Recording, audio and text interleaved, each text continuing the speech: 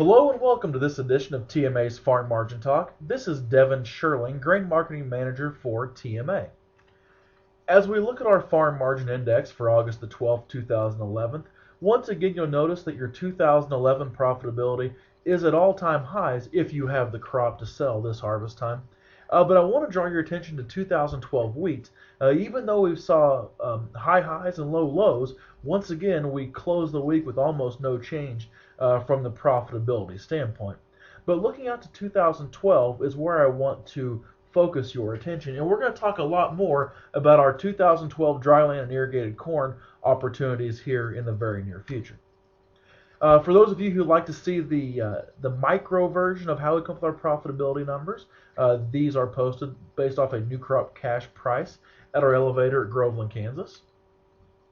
And so, like I said before, today we're going to visit about 2012 corn profitability. And we need to talk about those assumptions once again. You can all read, but at 185 is our bushels for irrigated corn, expenses of $764 an acre, and a 256.92.60 NPK ratio. And for dryland corn, we'll drop that yield down to 90 bushels an acre. We'll use expenses of 421, and we'll use a 156.35.25 NPK for our dryland corn. So as we look at irrigated corn profitability, from that first slide, you'll see that we had a $331 profitability for 2012 corn. As you compare this from the left side of this graph from September of 2000 to where we're at today, you can see that this profitability once again ranks up there with our all-time historic highs. But what does it really mean is roughly 90% of the time you have sold your corn at a lesser profit level than what you can sell today, and that's what this graph is showing you. So the biggest reason that people today say, well, Devin, I don't want to lock in my corn profitability because there's no way I can ever pay $273 an acre for my irrigated corn crop nutrients.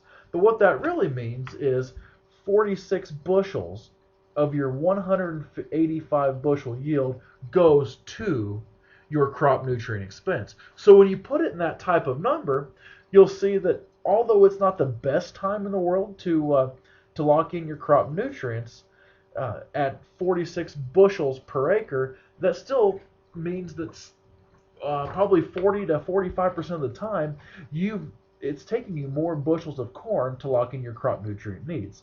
So as we all know,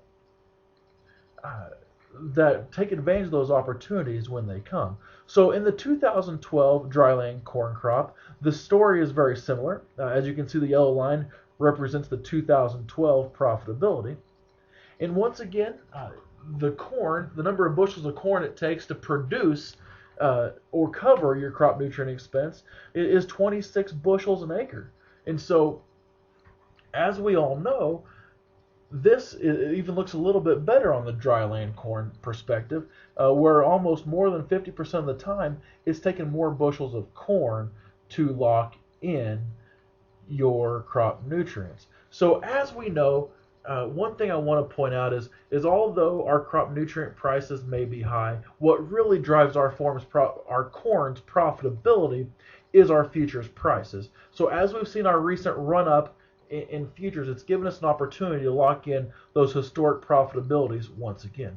So what's going to move our margins going forward? The world financial markets, once again, the EU, United States, you name it, is going to be a continued mover of our marketplace, as well as U.S. corn production. You know, with the USDA coming out with the national yield and projected corn carryouts for 2012, how's this crop finish? And what are we looking at going forward?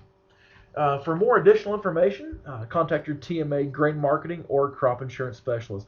Thank you and have a great day.